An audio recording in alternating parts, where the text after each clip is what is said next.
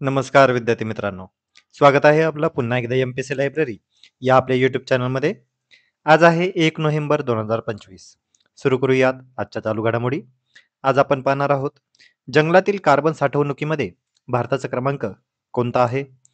संयुक्त राष्ट्र मानवाधिकार परिषदेमध्ये भारताची नुकतीच निवड झाली आहे. त्याबद्दल आपण माहिती पाहणार आहोत. नुकतेच इच्छामरण कायदेशीर करणारा देश कोणता ठरलेला आहे? उत्तर प्रदेशचा 76वा जिल्हा कोणता आहे? आणि ग्लोबल फायर पॉवर इंडेक्स 2025 नुकतेच जाहीर झालेले आहे. यामध्ये भारत कोणत्या क्रमांकावर आहे? या संपूर्ण चालू घडामोडी सविस्तरपणे जाणून घेण्यासाठी व्हिडिओ शेवटपर्यंत अवश्य पहा. सुरू करूया कालच्या एका प्रश्नाने. काल व्हिडिओच्या शेवटी मी तुम्हाला एक प्रश्न विचारलेला होता. वनक्षेत्राच्या दृष्टीने भारत कोणत्या क्रमांकावर आहे? तर या प्रश्नाचं योग्य उत्तर आहे पर्याय क्रमांक 4, 9वा. विद्यार्थी मित्रांनो, काल आपण व्हिडिओच्या शेवटी हा प्रश्न पाहिला होता आणि कालच्या व्हिडिओमध्ये आपण वनक्षेत्राबाबत डिटेलमध्ये माहिती पाहिली होती.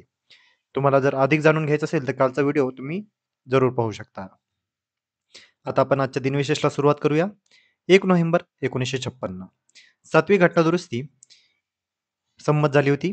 जी घटनादुरुस्ती भाषावर राज्य पुनर्रचनेशी बोलते. म्हणजे 7वी घटनादुरुस्ती मान्य झाली होती 1956 आणि याच कारणामुळे वेगवेगळ्या राज्यांची निर्मिती आजच्या दिवशी झालेली आहे. त्याबद्दल थोडक्यात माहिती पाहणार आहोत. 1 नोव्हेंबर 1956 सगळ्यात महत्त्वाचे आणि आपल्याशी निगडीत म्हणजे द्विभाषिक मुंबई राज्याची निर्मिती 1 नोव्हेंबर 1956 या दिवशी झालेली होती.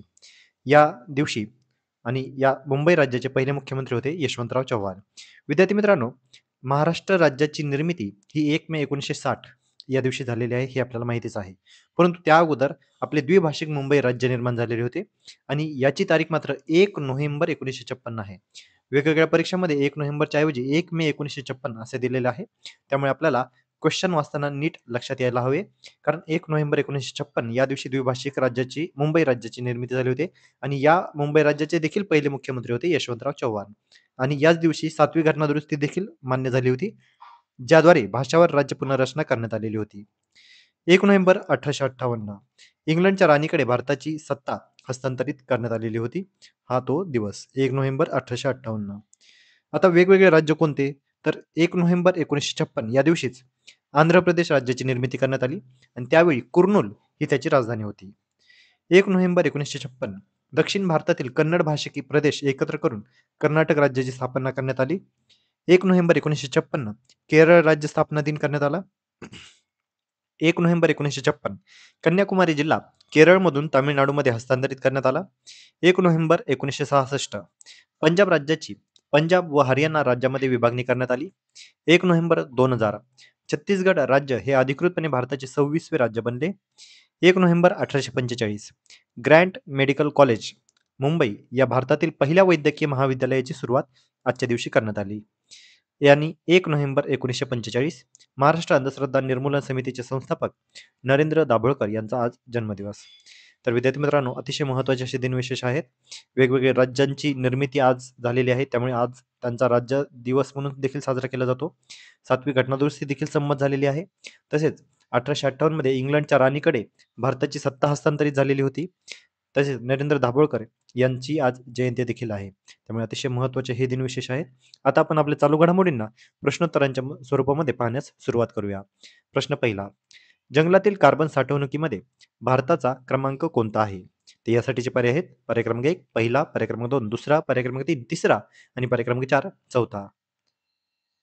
तर या प्रश्नाचं योग्य उत्तर आहे पर्याय क्रमांक 4 चौथा. तर नुकतेच जंगलातील कार्बन साठवणुकीमध्ये भारत 4थ्या क्रमांकावर आहे हे जाहीर झालेले आहे. संयुक्त राष्ट्राच्या अन्न आणि कृषी संघटनेने म्हणजेच FAO या अहवालाने प्रसिद्ध केलेल्या अहवालातून ही माहिती समोर आलेली आहे. यानुसार जगामध्ये जंगले 4.14 अब्ज हेक्टर इतकी आहेत. पृथ्वीच्या भूभागाच्या 32% जंगले आता या ठिकाणी आहेत. 2021 ते 2025 या दरम्यान दरवर्षी अंदाजे 3.6 अब्ज टन कार्बन डायऑक्साईड काढलेले आहेत आणि भारताचा या या अहवालानुसार 4था क्रमांक लागतो आहे. त्यामुळे अतिशय महत्त्वाची आहे आणि पर्यावरणाच्या दृष्टीने ही महत्त्वाची अशी बातमी आहे. आपल्याला येणाऱ्या आगामी परीक्षेमध्ये याबद्दलची देखील माहिती विचारण्यात येऊ शकते. पुढचा प्रश्न पाहूया. प्रश्न क्रमांक 2. संयुक्त राष्ट्र मानवाधिकार परिषद म्हणजे UNHRC मध्ये भारत किती वेळा सदस्य राहिलेला आहे? तर यासाठीचे पर्याय आहेत. पर्याय क्रमांक 1 5 वेळा, पर्याय क्रमांक 2 6 वेळा, पर्याय क्रमांक 3 7 वेळा आणि पर्याय क्रमांक 4 8 वेळा. तर या प्रश्नाचं योग्य उत्तर आहे पर्याय क्रमांक 3 7 वेळा.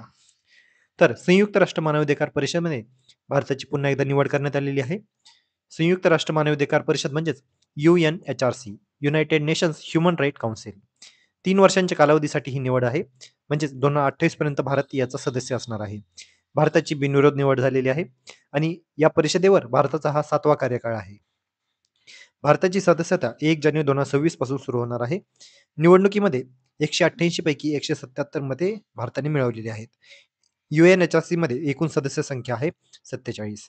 लक्षात ठेवा, परीक्षेच्या अनुषंगाने अतिशय महत्त्वाची ही बातमी आहे UNHRC मध्ये भारताची निवड. पुढचा प्रश्न पाहूया, प्रश्न क्रमांक 3. लॅटिन अमेरिकेमध्ये इच्छामरण कायदेशीर करणारा पहिला देश कोणता ठरलेला आहे? तर यासाठीचे पर्याय आहेत पर्याय क्रमांक 1 चिली, पर्याय क्रमांक 2 अर्जेंटिना, पर्याय क्रमांक 3 उरुग्वे आणि पर्याय क्रमांक 4 ब्राझील. तर या प्रश्नाचं योग्य उत्तर आहे पर्याय क्रमांक 3 उरुग्वे. तर उरुग्वे हा देश इच्छामरणाला कायदेशीर मान्यता देणारा पहिला देश ठरलेला आहे. इच्छामरणाला कायदेशीर मान्यता देणारा हा लॅटिन अमेरिकेतील पहिला देश आहे, हे लक्षात ठेवा. कारण संपूर्ण जगातील इथे बोललेले नाहीये. आपल्याला लॅटिन अमेरिकेतील पहिला देश हा उरुग्वे आहे, हे लक्षात घेणं गरजेचं आहे. उरुग्वे संसदेनं डिग्निफाईड डेथ म्हणजे सन्मानाने मृत्यू हे विधेयक मंजूर करून इच्छामरण, ज्याला इंग्लिशमध्ये इथोनेशिया असे देखील म्हटले जाते, हे कायदेशीर केलेले आहे. धार्मिक प्रभाव असलेल्या लॅटिन अमेरिकेमध्ये हा कायदा मंजूर होणं ही ऐतिहासिक आणि प्रगतिशील पायरी मानली जात आहे. 60% उरुग्वेवासी कायदेशीर इच्छामरणाचे समर्थन करत होते आणि फक्त 24% लोक याच्या विरोधात होते. त्यामुळे लक्षात घ्या, उरुग्वे हा देश इच्छामरणाला कायदेशीर मान्यता देणारा पहिला लॅटिन अमेरिका देश आहे. या कायद्याचे प्रमुख अटी कोणत्या आहेत? तर प्रौढ, मानसिकदृष्ट्या निरोगी आणि उरुग्वेचा नागरिक असावा असे या कायद्यामध्ये नमूद आहे. गंभीर आणि बरे न होणाऱ्या म्हणजे इर्रिव्हर्सिबल आजाराच्या शेवटच्या टप्प्यामध्ये याचा कायदेशीर मान्यता देण्यात आली. म्हणजे इथनोशिया म्हणजे जे काही इच्छामरण आहे हे करण्यात येण्यासाठी गंभीर किंवा बरे न होणारा आजार असणं गरजेचं आहे. डॉक्टर किंवा आरोग्य कर्मचाऱ्याच्या मदतीनेच जीवन संपवण्याचा हा अधिकार मिळणार आहे. असिस्टेड सुसाईड म्हणजे स्वतः औषध घेऊन मृत्यू याला परवानगी मात्र यामध्ये नाहीये. त्यामुळे लक्षात घ्या, इच्छामरण जरी असलं तरी ते डॉक्टर किंवा आरोग्य कर्मचाऱ्याच्या मदतीनेच होणार आहे. लॅटिन अमेरिका म्हणजे काय? तर अमेरिकेतील उत्तर, मध्य, दक्षिण ते देश जिथे लॅटिन भाषांपासून विकसित झालेल्या भाषा आहेत, म्हणजेच स्पॅनिश, पोर्तुगीज, फ्रेंच या बोलल्या जातात, याला लॅटिन अमेरिका म्हटलं जातं. थोडक्यात दक्षिण अमेरिका जो पार्ट आहे, आपल्याला दक्षिण अमेरिका खंड माहीत असेल, तर दक्षिण अमेरिकेतील जे कोणते देश आहेत त्यांना लॅटिन अमेरिका म्हटलं जातं. यात सुमारे 33 देश येतात, जसे की ब्राझील, मेक्सिको, अर्जेंटिना, उरुग्वे हे काही महत्त्वाचे देश आहेत. उरुग्वे आणि धर्मनिरपेक्षता याबद्दल थोडक्यात पाहूया. लॅटिन अमेरिकेतील सर्वात धर्मनिरपेक्ष देश म्हणून उरुग्वेची ओळख आहे. 1909 मध्ये चर्च आणि राज्य हे वेगळे करण्यात आले. ख्रिसमसऐवजी फॅमिली डे या ठिकाणी साजरा करण्यात येतो. शपथ घेताना इथे गॉडचा उल्लेख होत नाही. याच प्रगतिशील विचारसरणीमुळे उरुग्वेने इच्छामरणालाही कायदेशीर मान्यता दिलेली आहे. एक लक्षात घेण्याचा पॉईंट म्हणजे नेदरलँड हा देश इच्छामरण कायदेशीर करणारा जगातील पहिला देश आहे. परंतु लॅटिन अमेरिकेतील पहिला देश म्हटलं तर उरुग्वे हा देश आहे, हे लक्षात घेणं गरजेचं आहे. कायद्याचं नाव आहे डिग्निफाईड डेथ लॉ. पुढचा प्रश्न पाहूया, प्रश्न क्रमांक 4. उत्तर प्रदेशचा 76वा जिल्हा कोणता आहे? तर यासाठीचे पर्याय आहेत पर्याय क्रमांक 1 हापूर, पर्याय क्रमांक 2 कल्याण सिंग नगर, पर्याय क्रमांक 3 गाझीपूर आणि पर्याय क्रमांक 4 रामपूर. तर या प्रश्नाचं योग्य उत्तर आहे पर्याय क्रमांक 2 कल्याण सिंग नगर. तर मुख्यमंत्री योगी आदित्यनाथ यांनी आता नुकतीच घोषणा केलेली आहे की कल्याण सिंह नगर हा उत्तर प्रदेशचा नवीन 76वा जिल्हा असणार आहे. हा 3 तालुक्यांना एकत्र करून तयार होणारा जिल्हा आहे. अलीगड आणि बुलंदशहर जिल्ह्यांतील काही भाग मिळून हा बनवला जाणार आहे. उत्तर प्रदेशचे माजी मुख्यमंत्री कल्याण सिंग यांच्या नावावरून हा प्रदेश आता ओळखला जाणार आहे, म्हणजे या जिल्ह्याचं नाव देण्यात आलेले आहे. कल्याण सिंह हे 2 वेळा उत्तर प्रदेशचे मुख्यमंत्री होते. पुढचा प्रश्न पाहूया, प्रश्न क्रमांक 5. ग्लोबल फायर पॉवर इंडेक्स 2025 मध्ये भारताचा क्रमांक कोणता आहे? तर यासाठीचे पर्याय आहेत पर्याय क्रमांक 1 चौथा, पर्याय क्रमांक 2 तिसरा, पर्याय क्रमांक 3 पाचवा आणि पर्याय क्रमांक 4 सहावा.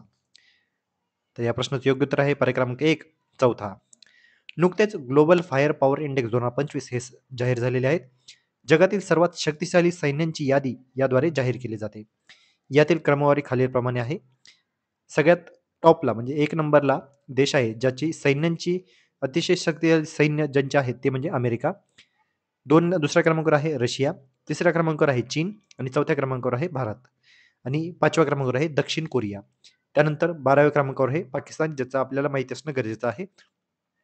आणि या इंडेक्सनुसार अमेरिका हा जगातील सर्वात शक्तिशाली लष्करी देश आता ठरलेला आहे. त्यामुळे लक्षात ठेवा, ग्लोबल फायर पॉवर इंडेक्स भारताचा क्रमांक आहे 4था. यानुसार काही महत्त्वाचे निर्देशांक आणि भारताचा क्रमांक देखील आपण पाहणार आहोत. तर हेनले पासपोर्ट इंडेक्स 2025 नुसार भारताचा 85वा क्रमांक होता. त्यानंतर त्याची खूप मोठी वाढ देखील झालेली आहे आणि त्यानुसार 77च्या आसपास याचा क्रमांक आता हेनले पासपोर्ट इंडेक्सनुसार आहे, ज्याची माहिती आपण अलीकडेच एखाद्या व्हिडिओमध्ये पाहिलेली आहे. ग्लोबल इनोव्हेशन इंडेक्स 2025 नुसार भारताचा 38वा क्रमांक आहे. ग्लोबल पेन्शन इंडेक्स 2025 नुसार भारताचा 52वा क्रमांक आहे. ग्लोबल हंगर इंडेक्स 2025 नुसार भारताचा 102वा क्रमांक आहे आणि ग्लोबल पीस म्हणजे शांतता इंडेक्स 2025 नुसार भारताचा 115वा क्रमांक आहे. त्यामुळे हे महत्त्वाचे निर्देशांक आगामी परीक्षेमध्ये विचारले जाऊ शकतात. आपल्याला याचे क्रमांक माहिती असणं गरजेचं आहे. तर विद्यार्थी मित्रांनो, आता आपण आजचे संपूर्ण चालू घडामोडी सविस्तरपणे पाहिलेले आहेत. तर याच चालू घडामोडीवर आधारित आता मी एक प्रश्न विचारणार आहे, ज्याचं उत्तर तुम्ही सर्वांनी आता कमेंटमध्ये द्यायचं आहे. प्रश्न आहे, ग्लोबल हंगर इंडेक्स 2025 मध्ये भारताचा क्रमांक कोणता आहे? तर यासाठीचे पर्याय आहेत: पर्याय क्रमांक 1 98वा, पर्याय क्रमांक 2 100वा, पर्याय क्रमांक 3 102वा आणि पर्याय क्रमांक 4 105वा. आपण नुकत्याच अलीकडील स्लाइडमध्ये याचं उत्तर पाहिलेलं आहे, ग्लोबल हंगर इंडेक्स 2025. तरीही तुम्ही याचं योग्य उत्तर जे काही असेल त्याचं योग्य उत्तर तुम्ही सर्वांनी आता कमेंटमध्ये द्यायचं आहे. जे कोणीही विद्यार्थी या प्रश्नाचं योग्य उत्तर कमेंटमध्ये देतील त्यांच्या प्रश्नांना, त्याच्या कमेंटला नक्कीच लाईक देखील देण्यात येईल. तर विद्यार्थी मित्रांनो, या होत्या आजच्या चालू घडामोडी.